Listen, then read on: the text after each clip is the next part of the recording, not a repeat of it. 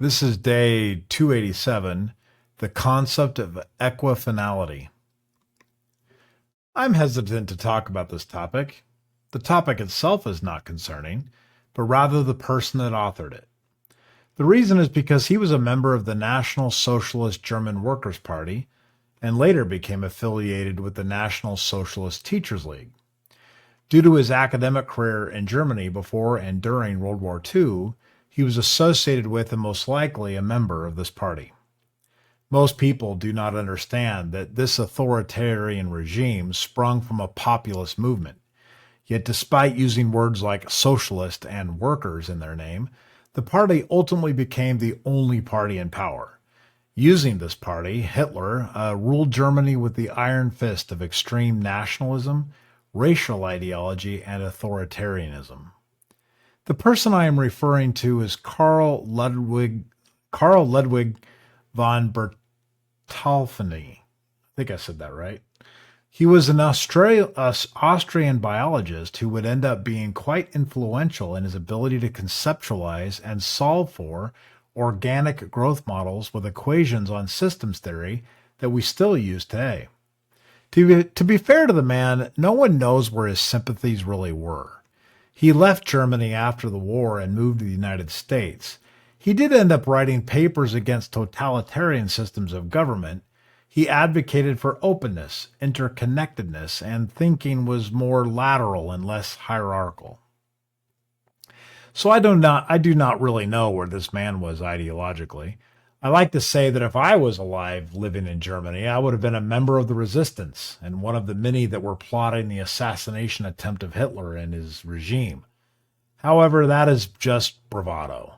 We need to be honest with ourselves and our natures. The reality is that many German people were living in fear, complacency, or perhaps a little bit of both.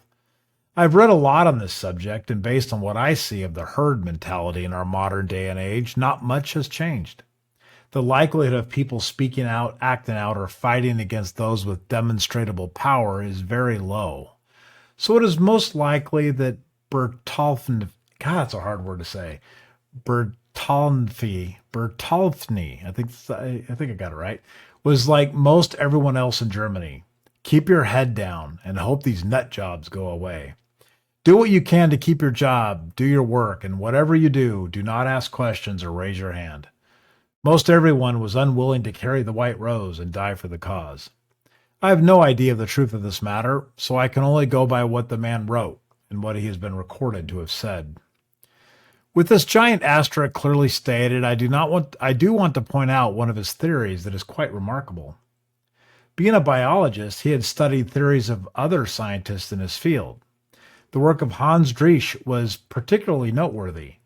He did a lot of research with sea urchin embryos. He figured out that if he separated early stage embryonic cells, he discovered that these cells would still develop into a complete organism. He concluded that development of organisms was therefore not deterministic. Rather, there was a force that guided these cells, and that force would cause them to produce their intended outcome regardless of many different variables. Bertalanffy would later elaborate on this theory, which he called equifinality. The concept being that there is no one path to organic development, but rather many different and separate paths to success. The path was nowhere near as important as the flexibility and adaptability the organism had in following one of many different trajectories. Bertalanffy, in his genius, developed this into what is now known as general systems theory, which I was required to study in my early days of college as part of an organizational communications course. Now, here is where the theory has a relevant application to our lives.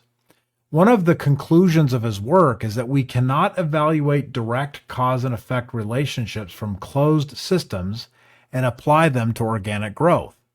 Just because there is an initial condition and then a repeatable final state of a closed system does not mean that the only viable path for an organic system to grow.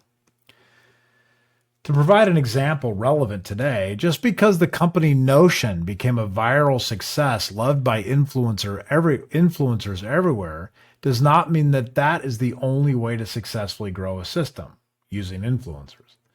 The reality is that there are many divergent paths, and they are all have the potential to be highly effective. Just because Wayfair completely dominated SEO search performance with Google keywords does not mean that that is the only path to success for an online retailer. The theory of equifinality gives us the permission to believe otherwise. It gives us the permission to believe that similar results can be achieved with different initial conditions and in many different ways. So next time you are in a meeting with the snot-nosed kid from marketing that tells you he knows the right way to do it or the way it's supposed to happen, keep in mind that he may have one way of doing it, but by no means is that the only way. No organic system has ever been or ever will be subject to the cause and effect rules of a closed system. In essence, there is no single right way to do it when talking about an open system. Open systems, by their nature, are chaotic. There is no initial starting point, there is no single path, and there never is a predictable outcome.